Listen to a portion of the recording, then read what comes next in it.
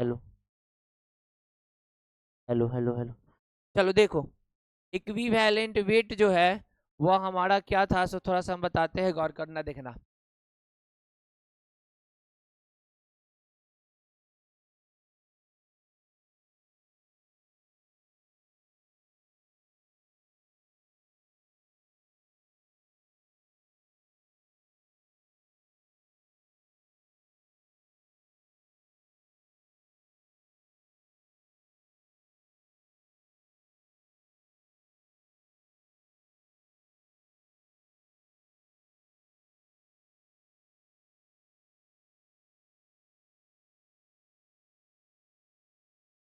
चलो देखो, क्योंकि हम लोग पिछले क्लास में जो स्टार्ट किए थे वह स्टार्ट किए थे यही हमारा इक्विवेलेंट वेट।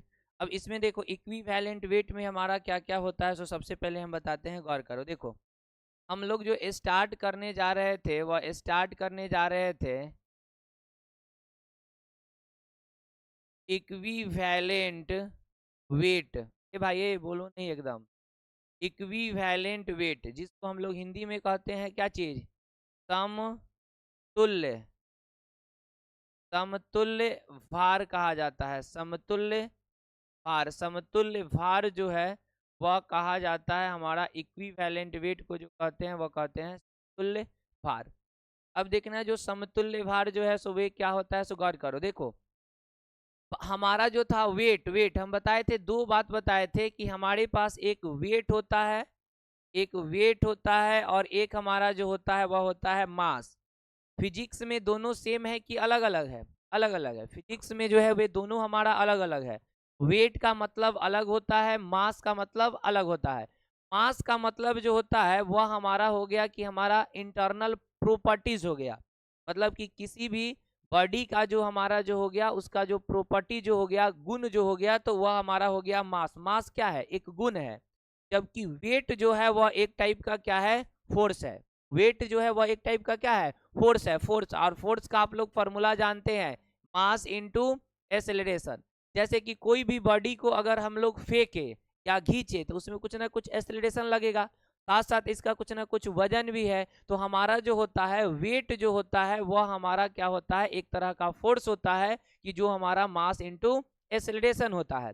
लेकिन अगर हमारा यही खींचने का काम अगर अर्थ करने लगे, कौन करने लगे, अर्थ अगर करने लगता है ना, तो उस केस में हमारा क्या हो जाता है, उस केस में हमारा क्या हो जाता है कि यह हमारा ये जो है एक्सेलरेशन जो है वह बदल जाता है ग्रेविटी में, तो हमारा हो जाता है mg। फोर्स बराबर क्या हो जाता है, mg। लेकिन mg जी कब आता है, जब हमारा फोर्स जी कब आएगा, जब अर्थ का बात आएगा। अगर हम लोग कर रहे हैं कोई काम तब वहां पे जो आएगा वह एक्सेलरेशन आएगा, लेकिन यही चीज अर्थ अगर करने लगता है, किसी बॉडी को खींच रहा है, तब वहां पे हमारा ग्रेविटी का आ जाता है। तो दो बात हम बता दिए कि मास जो है वह हमारा एक गुण होता है, simple normal, normal E M है, एम एम मतलब मास। तो ये नॉर्मल जो है हमारा मास जो है वह गुण है, मतलब की प्रॉपर्टी है। जबकि हमारा क्या है, वेट जो है वह एक टाइप का हमारा फोर्स है। वेट हमारा क्या है, एक टाइप का हमारा फोर्स है, जो होता है मास इनटू एक्सेलरेशन। एक्सेलरेशन का यूज हम लोग कब करेंगे, जब हम कोई बॉडी को खींच रहे हैं या फेंक रहे हैं, उस वक्त एक्सेलरेशन होगा। लेकिन वही काम अगर अर्थ करने लगेगा तब वह बदल जाएगा जी में, तब हमारा फॉर्मूला हो जाएगा mg। फॉर्मूला क्या हो जाएगा, mg। यहाँ तक तो समझ में बात आ गया। अब देखो, हमको जो पढ़ना है ना, केमिस्ट्री में जो हमारा वेट और मास जो होता है वे दोनों सेम होता है। केमिस्ट्री में हमारा वेट और मास जो होता है वह सेम होता है, बट फिजिक्स में हमारा वेट अलग हो जाता है और मास अलग हो जाता है। तो ये समझ में आ गया ना, कि अगर पूछा जाए कि हमारा मास और वेट में क्या अंतर है, तो सिंपल सा बताइएगा, मास एक गुण है, मास क्या है, प्रॉपर्टी है, जो सीधे एम होता है, एम होता है।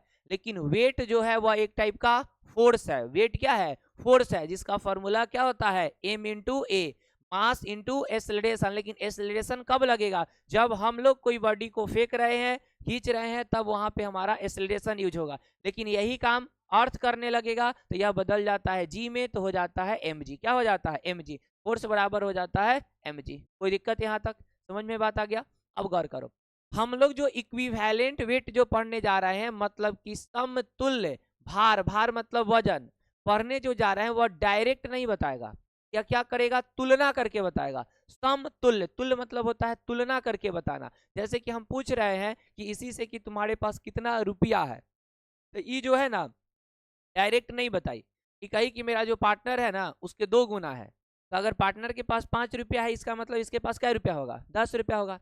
अगर उसके पास 20 रुपया है तो इसके पास क्या रुपया होगा, 20 रुपया होगा। तो बताओ ये पता कैसे चला, डायरेक्ट पता चला कि तुलना करके।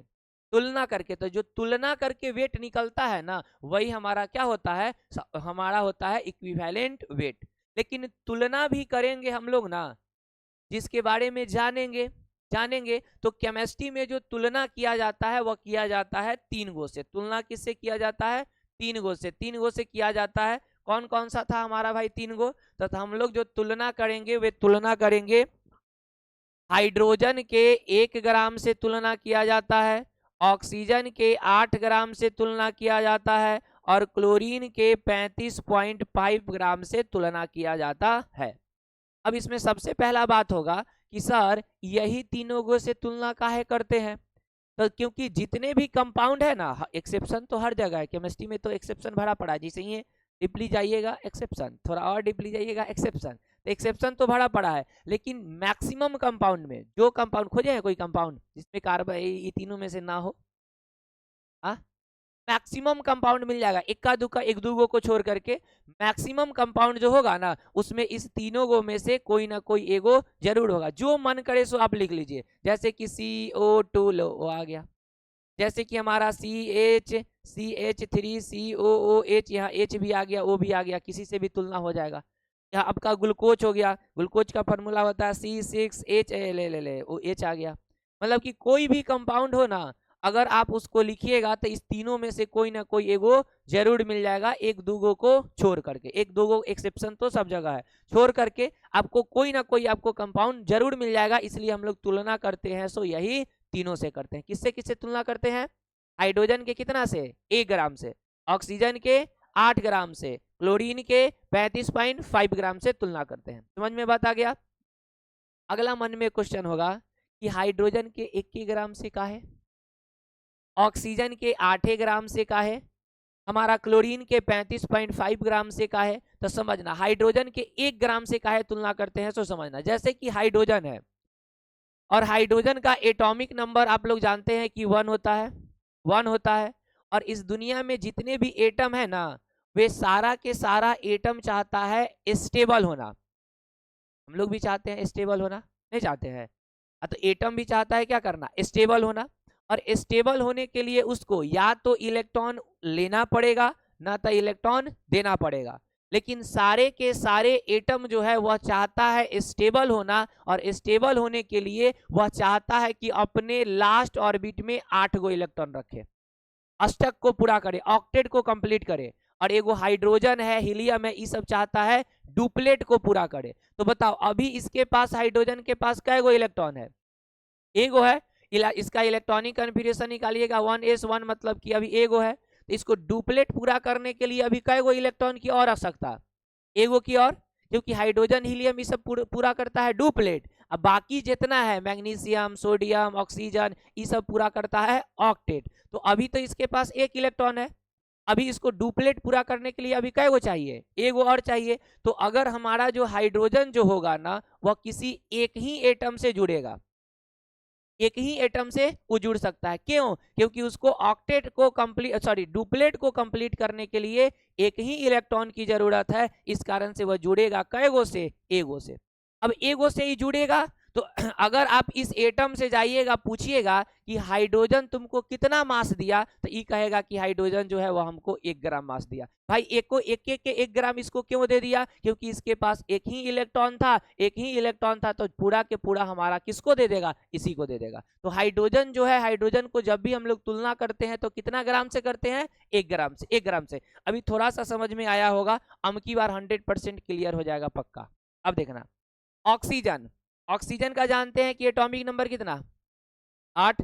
इलेक्ट्रॉनिक कन्फिगरेशन निकालिएगा तो 2 6 होगा ना, 2 6। कल इलेक्ट्रॉनिक कन्फिगरेशन भी पूरा ऑनलाइन में पढ़ाए थे, इलेक्ट्रॉनिक कन्फिगरेशन पूरा एक के पढ़ा दिए, एक ही क्लास में पूरा पढ़ा दिए। तो देखो 2 6 होता है। लास्ट ऑर्बिट में बताइए कै गो इलेक्ट्रॉन है, 6 गो है, लास्ट में 6 गो। अब बताओ ऑक्टेट कंप्लीट करने के लिए इसको अभी कै गो चाहिए, 2 गो। तो ऑक्सीजन कै गो बॉन्ड बनाएगा, 2 गो बनाएगा, क्योंकि अष्टक कंप्लीट करने के लिए, ऑक्टेट कंप्लीट करने के लिए चाहिए इसको 2 गो, इसलिए ये कितना बॉन्ड बनाएगा, 2 गो। एगो बनाएगा इधर से, एगो बनाएगा इधर से, 2 गो बॉन्ड बनाएगा दोनों साइड में। लेकिन अगर हम पूछे अच्छा ऑक्सीजन का मास कितना होता है, 16, जानते हैं ना मास कितना होता है 16। तो देखो क्या ऑक्सीजन जो है वह 16 के 16 ग्राम इसी को दे देगा, अगर 16 के 16 ग्राम अगर इसी को दे देगा तो फिर इधर कैसे जुड़ेगा। तो इसलिए क्या करता है ऑक्सीजन जो है वो 8 ग्राम देता है एकरा को और 8 ग्राम देता है एकरा को, क्योंकि उसको 16 ग्राम इसका मास है। ऑक्सीजन का मास कितना होता है 16, लेकिन 16 ग्राम में इसको मेंटेन करना है कई गो को, 2 गो को, तो इसको भी देगा 8 ग्राम, इसको भी देगा 8 ग्राम। इस कारण से हम लोग तुलना करते हैं ऑक्सीजन के 8 ग्राम से। समझ में बात आया। अच्छा हाइड्रोजन के 1 ग्राम से तुलना क्यों करते हैं, हाइड्रोजन बॉन्ड बनाता है एगो, तो उसको पूरा के पूरा दे देगा। ऑक्सीजन का मास होता है 16, लेकिन 8 ग्राम से तुलना क्यों करते हैं, क्योंकि ऑक्सीजन को बॉन्ड बनाना है कै गो, 2 गो, और 2 गो बॉन्ड बनाना है तो उसको दोनों को मेंटेन करना पड़ेगा, तो 8 ग्राम दे देगा उसको, 8 ग्राम दे देगा इसको। अगर 16 के 16 ग्राम इसको ही दे देता तो क्या कभी बॉन्ड फिर इधर वाला बॉन्ड बन पाता नहीं ना। तो इसलिए हम लोग तुलना करते हैं ऑक्सीजन के 8 ग्राम से, इसलिए करते हैं ताकि 8 ग्राम इसको भी दे सके, 8 ग्राम इसको भी दे सके, कोई दिक्कत। अब उसी तरह से देख लीजिए क्लोरीन का, क्लोरीन का देखो एटॉमिक नंबर होता है 17, इलेक्ट्रॉनिक कन्फिगरेशन 2 8 7, बताइए लास्ट ऑर्बिट में कै गो इलेक्ट्रॉन, 7 गो, लास्ट ऑर्बिट में कै गो 7 गो। अभी बताइए इसको जरूरत कितना का है और 1 का, तो क्लोरीन कितना बॉन्ड बनाएगा, 1 बॉन्ड बनाएगा, 1 बॉन्ड बनाएगा। तो इससे जाइएगा पूछिएगा कि तुमको क्लोरीन कितना मास दिया, तो ये कहेगा हमको मास जो दिया है ना वह 35.5 दिया, क्योंकि इसको बॉन्ड तो बनाना है एक गो, तो इसलिए कितना दे देगा मास 35.5 ग्राम देगा। समझ में बात आया जी, किसी को कोई दिक्कत नहीं ना है, क्या समझे हम लोग। तो हम लोग समझे क्या कि हम लोग केमिस्ट्री में जो इक्विवेलेंट वेट जो निकालेंगे वे तुलना करके निकालेंगे, क्योंकि ये तुलना वाला मास है, और तुलना जो होगा वह कै गो से, 3 गो से, हाइड्रोजन ऑक्सीजन क्लोरीन, इसी तीनों से क्यों होगा, क्योंकि मैक्सिमम कंपाउंड में यही तीनों आएगा। दूसरा बात हम लोग समझ लिए, दूसरा समझ लिए कि हाइड्रोजन के 1 ही ग्राम से तुलना क्यों करेंगे, क्योंकि बॉन्ड बनाना है एगो, इसलिए वह 1 ही ग्राम से तुलना हो जाता है। ऑक्सीजन का मास होता है 16, बट उसको बॉन्ड बनाना है 2 गो, तो 8 गो मास देगा इसको, 8 ग्राम मास देगा इसको, तो इसलिए हम लोग तुलना करते हैं 8 ग्राम से और क्लोरीन के 35.5 ग्राम से। यहाँ तक में किसी को कोई दिक्कत, क्लियर है बात, यहाँ तक तो समझ में बात आ गया ना। हम क्या क्या बता दिए सबको एक बार तेजी में समेट लीजिए, क्योंकि है क्या इसके क्वेश्चन बनाने में कोई दम नहीं है, क्वेश्चन तो यूं यूं बन जाएगा, लेकिन जो थ्योरी जो है ना इसका, बस वही थ्योरी समझने में जो है सो थोड़ा सा जो है सो दम लगेगा, सो लगेगा। सबसे पहले हम लोग क्या बता दिए कि हम लोग पढ़े कि ये जो भार जो है वह डायरेक्ट नहीं निकलेगा, तुलना करके निकलेगा। लेकिन उससे पहले पढ़े कि हमारा मास क्या होता है, और हम लोग जाने कि हमारा वेट क्या होता है, यही ना जाने। मास क्या है भाई, तो ये गुण है, गुण है, गुण है, मतलब कि ये हमारा क्या है, प्रॉपर्टी है, प्रॉपर्टी है। मास एक टाइप का गुण होता है, प्रॉपर्टी होता है, जो सिंपल हमारा एम होता है, मास मतलब एम। जबकि वेट जो है वह एक टाइप का क्या है, हमारा फोर्स है। वेट क्या है हमारा, हाँ फोर्स है। वेट जो है वह एक टाइप का हमारा फोर्स है, फोर्स जिसका फॉर्मूला हमारा फोर्स का क्या होता है, फोर्स का फॉर्मूला होता है एम इंटू ए। लेकिन एक्सेलरेशन का यूज हम लोग कब करेंगे, जब कोई बॉडी को हम लोग फेंक रहे हो, खींच रहे हो, तो हम लोग खुद अपना से काम कर रहे हैं, तब वहां पे एक्सेलरेशन। लेकिन यही काम अर्थ करेगा तो बदल जाएगा जी में, तो क्या हो जाएगा एम जी। फोर्स बराबर क्या हो जाएगा एम जी। तो मास जो है वह एक गुण हो गया, जबकि वेट जो हो गया वह एक टाइप का फोर्स हो गया। अच्छा हम लोग इक्विवेलेंट वेट में जो तुलना करेंगे 3 गो से, हाइड्रोजन ऑक्सीजन क्लोरीन। हाइड्रोजन के कितना पार्ट, एक एक एक एक एक एक, एक ग्राम से, ऑक्सीजन के 8 ग्राम, क्लोरीन के 35.5 ग्राम से। कोई दिक्कत, समझ में बात आ गया। अब चलो लास्ट बात अब सुन लीजिए, अब कहानी हो जाएगा खत्म। देखो जैसे कि मान लेते हैं हम लोग अभी अभी तुलना करेंगे हाइड्रोजन के 1 ग्राम से, ऑक्सीजन के 8 ग्राम से, क्लोरीन के 35.5 ग्राम से, यही ना तुलना करते हैं। अब देखो मान लेते हैं कि हम ले लेते हैं कोई भी बॉडी एक ले लेते हैं, इसी को ले लेते हैं, एकरे को ले लेते हैं। अच्छा बताओ तुम्हारा वजन कितना होगा एक्चुअल में, नापा है कभी, कितना है तुम्हारा वजन, सही सही बताना। हाँ 30 kg है, 33 kg है। ए तो वजन बहुत ही कम है यार, नहीं कम है। हाँ वजन 33 kg बहुत कम है यार, थोड़ा सा खाओ पियो यार। तो वजन 33 की जो है तो 2 कुंटल का बाइक लेके घूमते रहता है। एकरा से कई गुना बाइक हो जाएगा, हमको लगता है कि 90, यानी कि 4 मतलब लगभग 6-7 गुना तरह से बाइक है यार। इतना कम वजन मत रखो, थोड़ा सा खाओ पियो जो है सो। हाँ देख लो, इसका वजन जो था सो मान लेते हैं कि कितना था हमारा, 33 केजी था। 33 केजी इसका क्या था, वजन था। अब इधर देख लो, 33 केजी इसका एक्चुअल वजन था। एक्चुअल वजन कितना है, 33 केजी एक्चुअल। लेकिन अब इसका हम लोग इक्विवेलेंट वेट निकालेंगे, तो इक्विवेलेंट वेट कैसे निकलेगा, तो इसका इस कंपाउंड का वजन जो हो गया, उसका वजन हो गया 33 केजी। अब हम लोग क्या करेंगे, रिएक्शन कराना शुरू करेंगे इसमें से तीनों में से किसी से भी, जिससे मन करे उससे आप कराइए। चलो हम रिएक्शन कराते हैं हाइड्रोजन से। अब क्या किए ना, हाइड्रोजन के 1 ग्राम को लिए, कितना ग्राम को लिए, 1 ग्राम को, क्योंकि हाइड्रोजन का 1 ही ग्राम से तुलना करना है। ऑक्सीजन की 8 ग्राम से, 35.5 ग्राम से 1 ग्राम लिए। और 1 ग्राम जब लिए ना, और ले करके इसके शरीर पे फेंक दिए 1 ग्राम को। अच्छा, ये 1 ग्राम जाएगा तो रिएक्शन करना शुरू करेगा। तो इस 1 ग्राम को पूरा पूरी खत्म हो जाने में, मतलब कि पूरा पूरी रिएक्ट हो जाने में, और 1 ग्राम पूरा पूरी रिएक्ट कब होगा, जब ये पूरा खत्म हो जाएगा तबे ना कहेंगे कि रिएक्ट हो गया। तो 1 ग्राम को रिएक्ट करने में ना एक 5 केजी मास देखे कि खत्म हो गया। तो एक्चुअल में मास पहले कितना था 33 था, लेकिन 1 ग्राम को खत्म करने में जो है एक कितना मास की जरूरत पड़ा, 5 केजी मास की जरूरत पड़ा। तो यही 5 जो है वह क्या है हमारा, ई जो बच गया सो इक्विवेलेंट नहीं है, चाहे ई वाला इक्विवेलेंट नहीं है, लेकिन जो है इसके 1 ग्राम को खत्म करने में इसका जितना मास का यूज हो गया ना, वही मास हमारा क्या कहलाएगा, इक्विवेलेंट वेट। देखो एक्चुअल में 1 ग्राम 5 ग्राम बराबर, 5 केजी बराबर है नहीं, बराबर है, लेकिन तुलना में दोनों क्या है, बराबर है। नहीं, हम लोग कहते हैं अगर किसी से झगड़ा गुड़ा होता है, तो झगड़ा गुड़ा होता है तो हम लोग कहते हैं आ जाना 10 गो से बढ़िया लेंगे जो है, मतलब क्या हो गया, हैं अकेले, लेकिन तुलना में बराबर हो गया कि नहीं हो गया। एक्चुअल में देखो तो क्या ये दोनों बराबर है, देखो तो क्या हमारा ये देखना, तो क्या ये दोनों बराबर है, एक्चुअल में दोनों बराबर है नहीं, देखने में ही लग रहा होगा ना, 1 2 ये बहुत सारा है, लेकिन तुलना में ये क्या है, दोनों एक दूसरे के बराबर है कि नहीं है।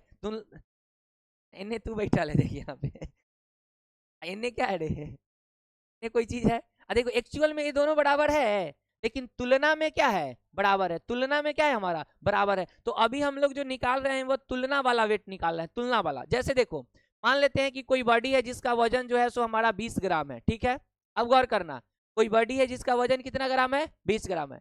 अब इसको भिड़ा दिए ऑक्सीजन के साथ। अच्छा, ऑक्सीजन का कितना मास लेना है, हाँ 8 ग्राम, 8 ग्राम। तो 8 ग्राम के साथ इसको रिएक्शन कराना शुरू किए। अब देखो इसके 8 ग्राम को खत्म होने में, इसके 8 ग्राम को पूरा पूरी रिएक्ट कर जाने में इसका 10 ग्राम मास खत्म हो गया। किसका, इसका 10 ग्राम मास। तो बताइए 8 ग्राम को रिएक्ट करने में इसका कितना मास का जरूरत पड़ा, 10 को, 10 का मतलब इसको खत्म करने में कितना चाहिए हमको, 10 ग्राम मास चाहिए। तो यही हमारा क्या होगा, समतुल्य। ई वाला नहीं होगा, कौन वाला होगा, ई वाला, क्योंकि ये 8 ग्राम को खत्म करने के लिए, मेंटेन करने के लिए इसके मास कितना ग्राम चाहिए, 10 ग्राम। नहीं, हम लोग घर पे जो है सो सब्जी ही बनाते हैं, तो अगर 1 केजी आलू का अगर सब्जी बनाते हैं तो क्या करते हैं, उसमें 1 केजी हम लोग हल्दी डाल देते हैं, ऐसा होता है जी, नहीं ना। 1 केजी उसमें नमक डालते हैं, ऐसा तो नहीं डालते हैं। लेकिन बताओ 1 केजी सब्जी को थोड़ा सा नमक जो है सो मेंटेन कर लेता है कि नहीं, लेकिन तुलना में दोनों क्या बराबर है, तुलना में दोनों बराबर नहीं है, लेकिन एक्चुअल में थोड़ा सा नमक ही पूरा सब्जी को मेंटेन कर लेता है। वही चीज यहाँ है, 8 ग्राम जो होगा, ये देख लो, ये जो 8 ग्राम जो है ना, इसको पूरा पूरी खत्म करने के लिए इसकी मास की कितना जरूरत पड़ा, 10 ग्राम। तो यही 10 क्या कहलाएगा, इक्विवेलेंट वेट। अरे समझ में बात आया, इक्विवेलेंट वेट क्या है। जैसे कि मान लेते हैं कि इसी को भिड़ा देते हैं 1 ग्राम से, हाइड्रोजन के 1 ग्राम से भिड़ाते, तो एक 1 ग्राम खत्म करने में एक 10 ग्राम मास की खपत हो गया। तो यही 10 ग्राम क्या कहलाएगा, इक्विवेलेंट वेट। समझ में बात आ गया ना। तो इक्विवेलेंट वेट क्या कहिएगा, इक्विवेलेंट वेट किसको कहिएगा, कि यह हमारा डायरेक्ट निकालने वाला मास है कि तुलना करके, तुलना कै गो से होगा, 3 गो से। हाइड्रोजन के 1 ग्राम, ऑक्सीजन के 8 ग्राम और क्लोरीन के 35.5 ग्राम को पूरा पूरी रिएक्ट हो जाने में, इस सब को पूरा पूरी खत्म हो जाने में जितनी मास की जरूरत होगा वही मास क्या कहलाएगा, इक्विवेलेंट वेट कहलाता है। देख लो सेम चीज लिखा हुआ भी है, कोई अलग नहीं है। देखिएगा क्या लिखा हुआ है ऐसा समझ, देखो the mass of any substance, किसी भी सबस्टांस का हमारा वह मास होगा जो हमारा विच इज डायरेक्टली, जो हमारा डायरेक्टली या हमारा क्या चीज, इनडायरेक्टली, डायरेक्टली या हमारा इनडायरेक्टली डिस्प्लेस कर दे, डिस्प्लेस मतलब वही रिएक्ट कर ले, खत्म कर दे। किसको खत्म कर दे? Which react with one part of hydrogen, hydrogen के कितने पार्ट को? एक पार्ट को। अच्छा ऑक्सीजन के कितने पार्ट को? हाँ 8 part of oxygen and 30.5 part of chlorine. Chlorine chlorine is called क्या चीज? Equivalent weight of that substance. ठीक है, कोई दिक्कत? हिंदी में भी वही है, किसी भी पदार्थ का वह भार जो डायरेक्टली या इनडायरेक्टली हाइड्रोजन के एक पार्ट से, ऑक्सीजन के 8 पार्ट से, क्लोरीन के 35.5 पार्ट से अभिक्रिया कर लेता है या के द्वारा विस्थापित हो जाता है, उसी को हम लोग क्या कहते हैं? ठीक है, कोई दिक्कत? क्लियर है बात? जो दम था सो डिफिनीशन समझने में था, अगर डायरेक्ट हम आपको बता देते तो फिर रटना पड़ता। अब आपको समझ में आ गया होगा कि हम लोग डिफिनीशन ऐसा क्यों लिखा गया, सब समझ में बात आ गया ना? कोई दिक्कत? चलो जल्दी से इसको उतार लीजिएगा, क्वेश्चन बनाने में कोई दम नहीं लगेगा। जल्दी से उतारिएगा।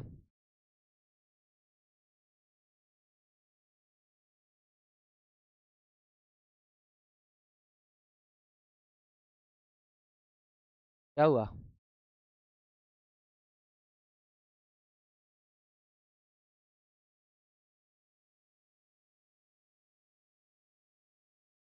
कल वाला क्लास कौन कौन के लिए था ऑनलाइन में? किए हुए था, पूरा किया था कि नहीं?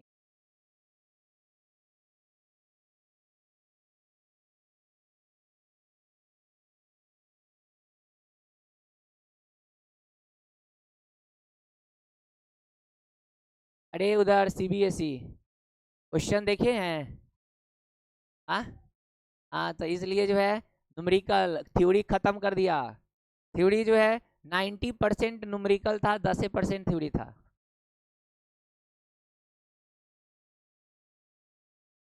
क्वेश्चन डाउनलोड करके देखे थे? है ना? केमिस्ट्री का कैसा होता है? अरे रिएक्शन पूछेगा, एकदम पूछेगा रिएक्शन। इन केमिस्ट्री में जो है ना ऑर्गेनिक से जो है सो वो रिएक्शन वेक्शन सब तो आएगा ही आएगा, इतना न्यूमेरिकल पूछेगा तो।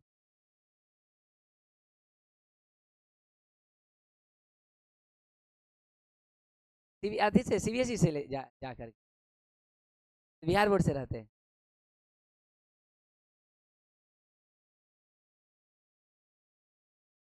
लेकिन ऐसा किया है तो बहुत अच्छा किया है, देखे तो सुकून मिला। सुकून क्या मिला ना कि क्या मिला ना कि ऐसे क्या होगा ना कि थोड़ा सा बच्चा सब का जो है ना, बच्चा सब भी अब चाहता है क्या ना कि हमको जो है सो एक एक क्लास में हमको सब समझ में आ जाए, अब दिखा देगा एग्जाम जो है सो। लेकिन एक चीज देखे हैं कि अगर उस लेवल का अगर यहाँ पे अगर कोई टीचर पढ़ाए, कोई भी फिजिक्स के टीचर पढ़ाए, उनके पास एक को बच्चा नहीं रहेगा, बच्चा नहीं रहेगा। एक को क्वेश्चन जो है ना, हम कहते हैं कि 90% जो होगा ना, जो पुराने बहुत दिनों से पढ़ा रहे हैं, लगभग लगभग जो 10 साल से 15 साल से जो लोग पढ़ा रहे हैं ना, उनको अगर कहा जाए ना तो एक बार में जो है सो लाइन से वो सारा क्वेश्चन को बनाते चले जाएंगे। लेकिन अगर कोई यंग आदमी अगर उसको जो है सो अगर बनाएगा तो हमको लगता है पूरा क्वेश्चन एक बार में नहीं बने।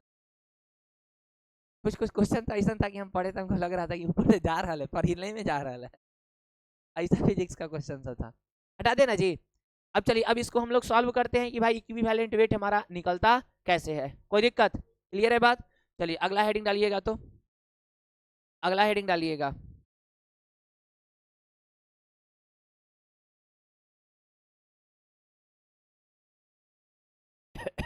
अब देखो ए उधर पीछे चल, अब देख, अब हम लोग निकालने जाते हैं कि इक्विवेलेंट वेट हमारा निकलेगा कैसे। तो हेडिंग डाल लीजिएगा, तो कैलकुलेशन ऑफ इक्विवेलेंट वेट, चाहे कैलकुलेट लिखो, calculate, calculate the calculate the calculate the equivalent weight, calculate the equivalent weight, calculate the equivalent weight, calculate the क्या चीज? Equivalent weight. अब देख लो, इक्विवेलेंट वेट को कैलकुलेट करने के लिए, इसको कैलकुलेट करने के लिए, इक्विवेलेंट वेट को कैलकुलेट करने के लिए आपको कंपाउंड जो मिलेगा ना वह 3 तरह का मिलेगा। देखो यहाँ पे हम लिख देते हैं, गौर करना। कंपाउंड जो मिलेगा वे आपके 3 तरह का मिलेगा। एक कंपाउंड जो मिलेगा वह मिलेगा हमारा, एक कंपाउंड जो मिलेगा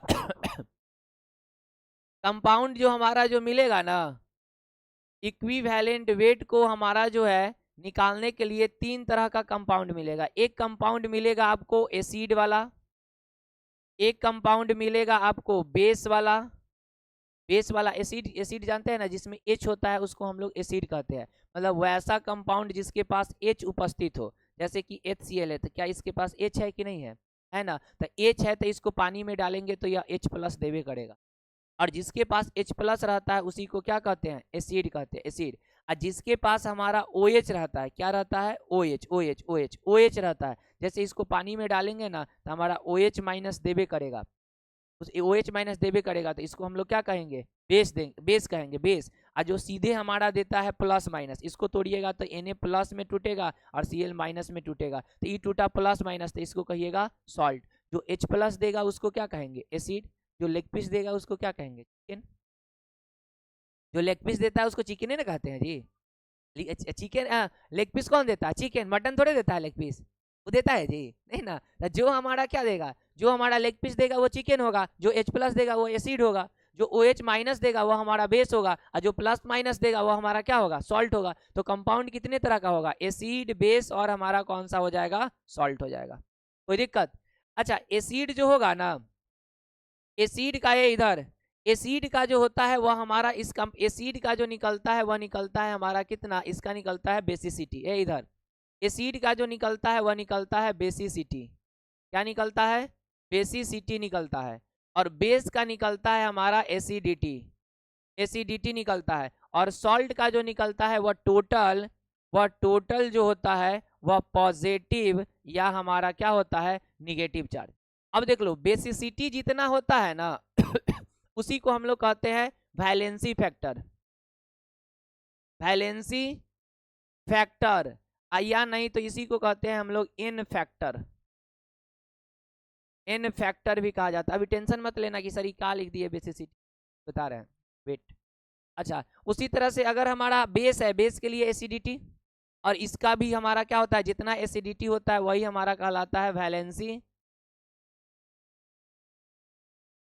वैलेंसी फैक्टर कहलाता है। और वैलेंसी फैक्टर को ही हम लोग क्या कहते हैं? इन फैक्टर भी कहा जाता है। इन फैक्टर, इन हमारा ए यार, इन फैक्टर भी हम लोग कहते हैं। इसी को हम लोग क्या कहते हैं? इन फैक्टर भी कहते हैं, इन फैक्टर भी कहते हैं। कोई दिक्कत? अच्छा, इसमें भी देख लो, इतने इसमें भी जितना पॉजिटिव चार्ज होगा ना या जितना निगेटिव चार्ज होगा वो भी कहलाता है वैलेंसी ये फैक्टर। मतलब कि इसको भी हम लोग क्या कह देंगे? एन। सबको एक जोड़ा से एन फैक्टर कह दी। लेकिन निकलेगा कैसे? तो गौर करना। सबसे पहले हम लोग शुरू करते हैं किसका? एसिड का। किसका शुरू करते हैं? एसिड के लिए। और किसके लिए? For for acid. अब देखो एसिड का कैसे निकलेगा, सो गौर करो। जैसे सबसे पहले आपको कंपाउंड को तोड़ने आना चाहिए। हम तोड़ना अभी ही बता देते हैं, और आप एक बार जो तोड़ना अभी बता रहे हैं वे पूरे केमिस्ट्री में इस तरह से कंपाउंड को तोड़ना है। कैसे तोड़ना है तो हम तोड़ने का तरीका बता देते हैं। जैसे कि यहाँ पे लिखा हुआ है हमारा AX और लिखा हुआ है हमारा BY। देखो कैसे तोड़िएगा सो हम अभी ये बता देते हैं, सुन लो अच्छा से। और पूरे केमिस्ट्री में जब भी कंपाउंड तोड़ने की बात आएगा इसी तरह से आप लोग तोड़िएगा। देखियो, जैसे कि यहाँ पे गौर कीजिए कि ए के बगल में कौन है? एक्स है। बी के बगल में कौन है? वाई है। तो देखो ए के लिए जो उजला वाला एक्स होगा वह अपना होगा। उजला वाला हमारा क्या होगा? अपना होगा कि नहीं होगा? होगा ना अपना। तो क्योंकि ए के बगल में है तो ए के बगल में है तो इसको कहिएगा कि एक्स जो है वह अपन है, अपन। जबकि ए के लिए वाई क्या है? अपन है कि पराया? पराया है, पराया है। अच्छा, बी के लिए वाई, हाँ बी के लिए वाई क्या है? अपना है। लेकिन बी के लिए एक्स पराया हो गया, पराया। तो जब भी हम लोग क्या करते हैं, अभी उल्टा युग चलता है, हम लोग अपना सामान का इज्जत कम करते हैं। नहीं होता है, अगर मोबाइले रखे रहते हैं, अगर 5 गो दोस्त रहता है तो वो कहते हैं ओकरा मोबाइल से खींचो, अच्छा आता है। ऐसा कहते हैं कि नहीं कहते? ऐसा होता है कि नहीं होता है? होता है ना। तो अपन सामान का इज्जत क्या करते हैं? कम। और दूसर का इज्जत करते हैं ज्यादा। दूसरे के सामान का इज्जत नहीं होता है। कोई भी कपड़े खरीदते हैं, देखे कितना अच्छा कपड़ा है वो, है ना जी? ऐसा होता है कि नहीं होता है? मन में होता है ना जी, ओकर अच्छा है ना, हमारे जो है उतना अच्छा नहीं है। ऐसा भी होता है। तो वही चीज है कि ये जो सोच रहा है ना कि ई अपन है, ए के लिए ई अपन है, लेकिन ए के लिए वाई क्या है? पराया है। बी के लिए वाई अपन, लेकिन बी के लिए एक्स पराया। तो जब भी आपको कंपाउंड को तोड़ना होगा ना तो तोड़ने का एक ही तरीका होता है, अपना को कर लीजिएगा लात मार के पीछे। अपना को कहाँ कर देना है? पीछे। अब पराया को जो है सो सर पे चढ़ा के घर में तांडव करना है शंकर जी का तांडव कीजिएगा, खरीदा जाएगा आइटम, ठीक है। नहीं तो 2-4 चप्पल लगेगा फिर तांडव ठीक हो जाएगा, जिसमें जो अच्छा लगे। तो देखिए अभी शंकर जी का भी समय आने वाला है। चलिए देखिए, तो ये अपना को कहाँ कर देना है, पीछे। तो बताइए ई एक्स कहाँ जाएगा, तो एक्स को चला गया पीछे, ए उतर गया, ए के पावर में कौन जाएगा, कोई दिक्कत, प्लस। अब चलिए बी के लिए सेम कहानी, अपना कहाँ जाना है, पीछे, पराया कहाँ जाएगा, सर पे, सर पे। तो चलो वाई कहाँ जाएगा, पीछे, फिर उतरेगा कौन, बी, अब बी के पावर में कौन जाएगा, एक्स। पहला पे हमेशा दीजिएगा प्लस, दूसरा पे हमेशा दीजिएगा माइनस। तो जब भी कंपाउंड को तोड़ना होगा तो यही कहानी याद रखिएगा, अपना, पीछे, पराया, सर पे, क्योंकि तांडव करना है। तो अपना को पीछे कीजिएगा, पराया को सर पे, आपका कंपाउंड टूट जाएगा। अब चलो एक एक करके हम लोग तोड़ते हैं। देखना यहाँ पे पानी में डाल के इसको तोड़ा गया है, पानी में डाल के तोड़ा। देखो इसको एक एक करके हम तोड़ते हैं। देखो तो यहाँ पे इस टूटेगा यहाँ पे देखो HCl है। अच्छा HCl है तो इसके बगल में कुछ नहीं है तो 1, कुछ नहीं है तो 1। अच्छा बताइए कैसे इसको तोड़िएगा, तोड़िएगा कैसे भाई, ये जाएगा कहाँ, बाहर, पीछे जाएगा, तो ये पीछे चला जाएगा तो हो जाएगा 1 इंटू एच पराया सर पे, प्लस 1 इंटू Cl पराया सर पे, पहला पे प्लस, दूसरा पे माइनस। प्लस माइनस में टूट गया कि नहीं टूट गया। अब इसमें देखो तो H प्लस का एगो आया, एगो आया ना, तो इसका वैलेंसी फैक्टर, कोई दिक्कत। अब आपको डायरेक्ट आप देखिए कि बता दीजिएगा, एगो अगर मान लेते हैं एगो मुर्गा है तो 2 लेग पीस देवे करेगा, 3 कभी देगा नहीं ना। तो अगर हमारा एगो एच है तो एक ना एच पीस एच प्लस देगा। समझ में बात आया ना। अच्छा इसमें देखना, तो इसमें देखो H2SO4 है, क्या है, H2SO4 है। तो जब इसको तोड़ना होगा ना तो यहाँ पे कई गो एटम है, तो जब कई गो एटम रहे ना तो आगे से एगो को छोड़ दीजिएगा, आगे से एगो को छोड़ देना है। अब बाकी जितना बचेगा ना उस सबको समेट के मन ही मन मानना है कि एक है, सब के लिए यही, कितना हो बड़का रहेगा कंपाउंड तो आगे से एगो को छोड़ देना, अब बाकी जितना होगा ना सबको समेट के मान लीजिएगा कि एक है, एक। अब इसको तोड़ो तो अपना कहाँ जाएगा, पीछे, पराया कहाँ जाएगा, सर पे, तो तोड़िएगा तो ये 2 कहाँ, पीछे। अच्छा फिर उतरेगा एच के पावर में कितना जाएगा, 1 जाएगा। अच्छा ई फिर 1 कहाँ जाएगा, पीछे जाएगा, 1SO4। ई 2 कहाँ जाएगा, सर पे जाएगा, सर पे। तो पहला पे कौन आ गया, प्लस, दूसरा पे कौन आ गया, माइनस। अब गौर करो तो यहाँ पे H प्लस ऊपर के पावर में इसमें गुना कर दो, कै गो H प्लस आ गया, 2 गो। तो वैलेंसी फैक्टर कितना हो गया, नहीं समझ में आ गया। अच्छा इसको देखो तो H3PO4। अब इसको कैसे तोड़िएगा, हम क्या बोले, पहला को छोड़ दो, अब बाकी को सबको समेट के कितना, एक मान लो। तो बाकी को सबको समेट के हम मान लेते हैं एक। चलिए इसको तोड़िए, तोड़िएगा तो अपना कहाँ जाएगा, पीछे, अपना कहाँ जाएगा, पीछे। तो 3 इंटू एच पावर में 1 प्लस 1 इंटू PO4 पावर में 3, पहला पे माइनस, सॉरी प्लस, दूसरा पे माइनस, कितना H प्लस आया, 3 को। वैलेंसी फैक्टर कितना आ गया, कोई दिक्कत, क्लियर है बात। लेकिन इसमें जो है सब का एक्सेप्शन यही है, जाएगो आपको हाइड्रोजन दिख जाता है वो वैलेंसी फैक्टर डायरेक्ट बोल दीजिएगा, अब तोड़ने की भी जरूरत नहीं है, हम तो बता दिए तोड़ने की जरूरत नहीं है। एगो एच वैलेंसी फैक्टर 1, 2 गो एच वैलेंसी फैक्टर 2, 3 गो एच वैलेंसी फैक्टर कितना, 3। जाएगो एच दिखेगा वही वैलेंसी फैक्टर। इसमें आप डायरेक्ट तुम लोग बता दो तो वैलेंसी फैक्टर कितना हो जाएगा, अब वैलेंसी फैक्टर कितना हो जाएगा, 1। अब डायरेक्ट कोई दिक्कत नहीं ना। लेकिन 3 गो एक्सेप्शन है, कै गो एक्सेप्शन है, 3 गो। तो एक्सेप्शन को हम लोग अलग लिख देते हैं, याद रखिएगा एक्सेप्शन को। एक्सेप्शन को यहाँ पे हम लिख देते हैं कौन सा, एक्सेप्शन। एक्सेप्शन एक्सेप्शन जो आएगा वह सबसे पहला आएगा हमारा H3PO3। अब इसमें H कै गो है, तो आपको लग रहा होगा कि इसमें वैलेंसी फैक्टर 3 आना चाहिए, लेकिन वैलेंसी फैक्टर जो होता है वह हमारा आता है 2 ही आता है। कैसे आता है सो बताते हैं। अच्छा इसमें देख लीजिएगा H3PO2 है, यहाँ भी लग रहा है कि 3 आएगा, लेकिन यहाँ 1 ही आएगा। और एक होता है हमारा कार्बो ऑक्जेलिक एसिड, जहाँ भी कार्बो ऑक्जेलिक एसिड दिख जाए तो उसका फिक्स होता है वैलेंसी फैक्टर। समझ में बात आ गया ना। अब कैसे निकालेंगे सो हम बता देते हैं, जो अभी निकलेगा कैसे तो गौर करो। इसका वैलेंसी फैक्टर होता है 2, हम बता देते हैं निकाल के भी। एक कर वैलेंसी फैक्टर जो आता है वह कितना आता है, 1। और एक कर वैलेंसी फैक्टर जो आता है वो भी कितना आता है, 1। निकलता कैसे है, तो ये स्ट्रक्चर से निकलता है। कैसे, तो देखो इसका स्ट्रक्चर जब भी बनाना होगा ना तो P डबल बॉन्ड O, सबसे पहले यही बनाइएगा। कैसे बनाइएगा, P डबल बॉन्ड ओ, इतना बना के बैठ जाना है। और ये आपके 2 नंबर में स्ट्रक्चर भी पूछा जाता है, बिहार बोर्ड में तो कई बार पूछा है। बनाना अभी ये सीख लो, ऐसे हम लोग बनाना पी ब्लॉक में सीख, पी ब्लॉक बिहार सीबीएसई को नहीं पढ़ना है। चलो देखो, पी डबल बॉन्ड ओ बना के बैठ गए। अब गौर करो तो यहाँ पे ओ कै गो बचा, 3 गो था, 3 गो में से तो एगो ओ का तो यूज हो गया, बचा कै गो, 2 गो ना बचा। तो अब इस पी के ऊपर से 2 गो ओ को सजा देना, जिन्ने मन करेगा उनने। ओ के ऊपर से बचा हुआ एच को सजा देना है, एच को। तो एच को सजाइएगा तो यहाँ एच, यहाँ एच, अभी एगो एच तो बच गया ना, तो एगो यहाँ एच। अब बताइए ओ एच कै गो मिला, 2 गो मिला। तो बेसिसिटी इसका कितना हो जाएगा, बेसिसिटी क्या हो जाएगा 2, मतलब वैलेंसी फैक्टर कितना आ गया, समझ में बात आ गया। जैसे कि इसका स्ट्रक्चर अगर बनाइएगा ना नीचे वाला इसका भी देखो कैसे बनेगा, बताओ तो। ये भी स्ट्रक्चर पूछा जाता है, कैसे बनेगा। सबसे पहले आपको बनाना है पी डबल बॉन्ड ओ बना के बैठ जाना है। अब बताइए कै गो ओ था, कै गो ओ था, 4 गो था ना, 4 गो में से एगो ओ का तो यूज हो गया, बचा कै गो। तो अब 3 गो ओ कहाँ सजाएंगे, हाँ पी के ऊपर, तो एगो ओ, 2 गो ओ, 3 गो ओ। अब फिर अब ओ के ऊपर से किसको सजाएंगे, एच को। तो एगो एच, एगो एच, एगो एच। बताइए अब ओ एच क्या पीस मिला, 3 गो, इसलिए वैले इसका बेसिसिटी का इतना हो जाएगा, बेसिसिटी जो हो जाएगा, बेसिसिटी मतलब वैलेंसी फैक्टर जो हो जाएगा वो कैगो हो जाएगा, 3 गो। देखो तो अभी अभी हम लोग निकाले भी हैं, तो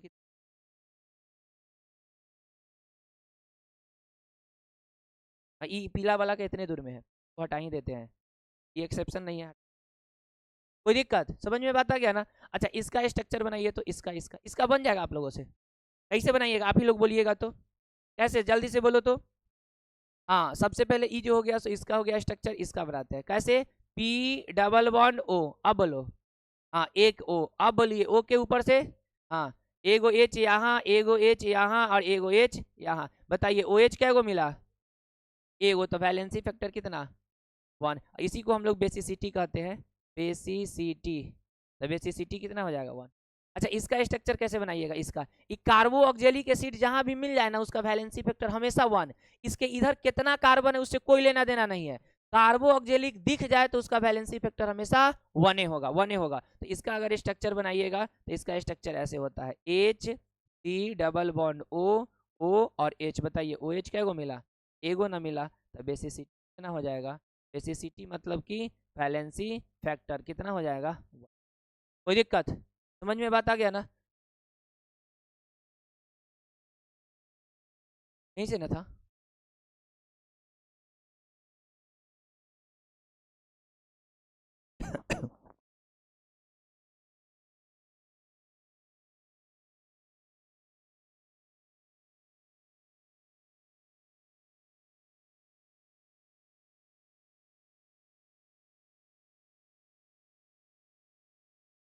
मास वेट केमिस्ट्री में दोनों अलग अलग है कि सेम है, केमिस्ट्री में सेम है, फिजिक्स में अलग अलग है।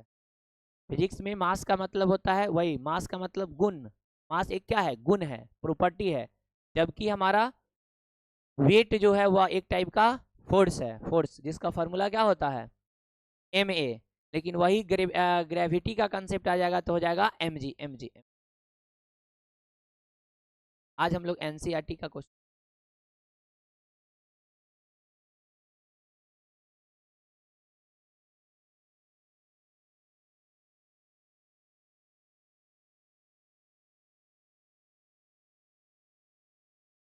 बता दे,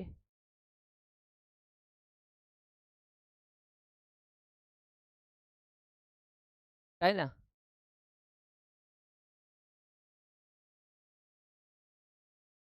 तोड़ने आ गया ना, जब भी तोड़ना हो, घर में भी किसी को तोड़ना हो तो तांडव कीजिए, अगर पापा आके तोड़ा के तोड़ दिए तो फिर अपन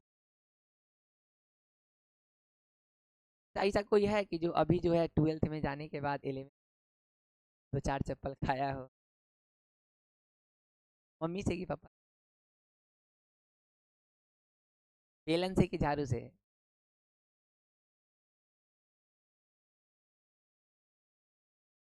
ऐसा नहीं ना है कि मम्मी रोटी बना रही हो भाई, दी बेलन दो बेलन। अच्छा उससे जाते ही नहीं है। अच्छा ऐसा भी होता है ना घर में कि अगर मान लेते हैं आप बड़े हैं, आपसे अगर छोटा कोई भाई बहन है उस पर भी रोब जला, होता है। ऐसा करते हैं कि नहीं करते? हाँ, नहीं करते हैं।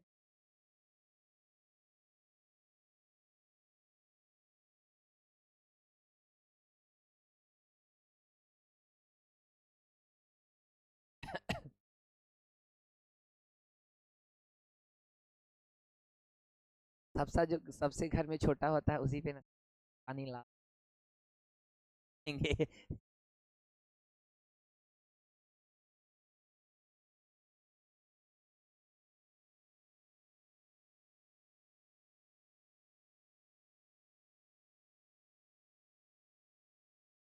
हटा दे।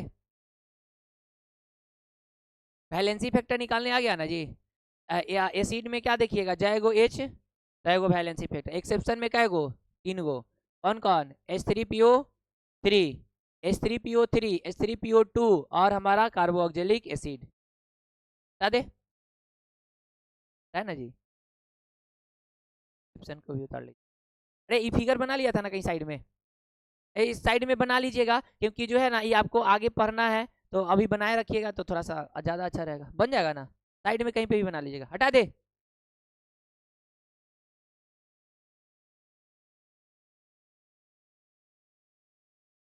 चलो अब क्वेश्चन लिखो तो, एक दो क्वेश्चन करके चले जाएंगे। अभी 2 मिनट बच्चा ले।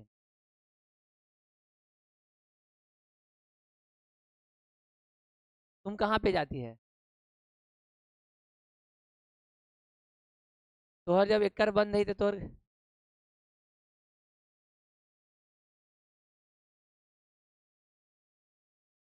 बस बस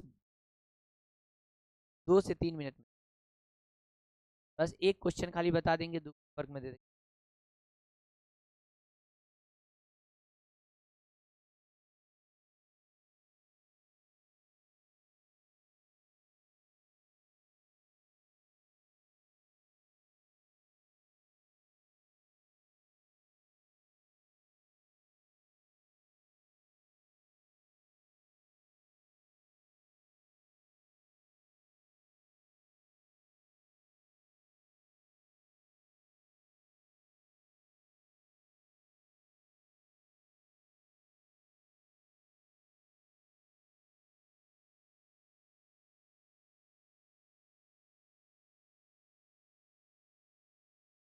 हो गया? गया ना? चलो, यहाँ तक हो गया तो क्वेश्चन लिखिएगा।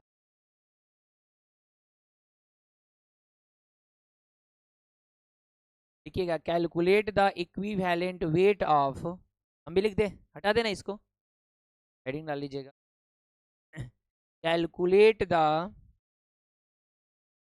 कैलकुलेट, क्वेश्चन लिखिएगा, calculate the, calculate the equivalent, equivalent weight, calculate the equivalent weight of, calculate the equivalent weight of acid का हम लोग निकालने जा रहे हैं, एसिड का निकालने जा रहे हैं इक्विवेलेंट वेट। ठीक है, देखो जब भी आपको इक्विवेलेंट वेट निकालना होगा ना, इसको शॉर्ट में ऐसे लिख दिए, कोई दिक्कत? तो इक्विवेलेंट वेट जब भी निकालना होगा ना, तो ऊपर में रखिएगा मोलर मास, इसको रखिएगा मोलर मास को, और नीचे में रखिएगा ना वह वैलेंसी फैक्टर को, किसको रखिएगा? वैलेंसी फैक्टर को, एक्स मान लिए हैं, वैलेंसी फैक्टर को एक्स, वैलेंसी फैक्टर को कहाँ रखिएगा? नीचे में रखिएगा। फिर आप सॉल्व कीजिएगा, जो आएगा वही कहलाएगा इक्विवेलेंट वेट। जैसे हमको सबसे पहला, हम एक बताते हैं हम, तब आप लोग बनाइए, पहले हम बताए हैं तो। पहला, पहला हम कंपाउंड ले लेते हैं, कौन सा? तो H2SO4 लेते हैं। चलिए, सबसे पहले तो इसका मोलर मास निकालने आना चाहिए। तो मोलर मास कैसे निकलेगा भाई? तो मोलर मास अगर निकालना होगा तो इसका कैसे निकालिएगा? तो हो जाएगा 2 गुना 1 प्लस 1 गुना कितना? 32 प्लस 4 गुना कितना? 16। सबको सॉल्व कीजिएगा, कितना आ जाएगा? 90 मोलर मास आ गया। अब बताइए, अब आप लोग बोलिए इसका वैलेंसी फैक्टर कितना होगा? 2 हो जाएगा। तो क्या यहाँ से सॉल्व नहीं हो जाएगा? इक्विवेलेंट वेट बराबर, ऊपर में कौन होगा फॉर्मूला में? मोलर मास, और नीचे में कौन होगा? Valency factor. बोलो मोलर मास कितना? 98, वैलेंसी फैक्टर 2, कोई दिक्कत है ना? दिक्कत बन जाएगा ना? अरे बन जाएगा ना, दे दे 2-4 गो, दे देना घर के लिए। चलो एक अभी बना लीजिएगा और कल के लिए दे देते हैं यही 3 क्वेश्चन। H3PO4 HNO3 H3PO2 और CH3COOH। तो इतने सारे कंपाउंड का आप लोग जो है घर से जो है ये 4 गो को बना के आइए। बन जाएगा ना जी? किसी को कोई दिक्कत नहीं ना है? बन जाएगा ना? बनेगा हो तरह से? हाँ चलो, तो उतार करके आज रहे।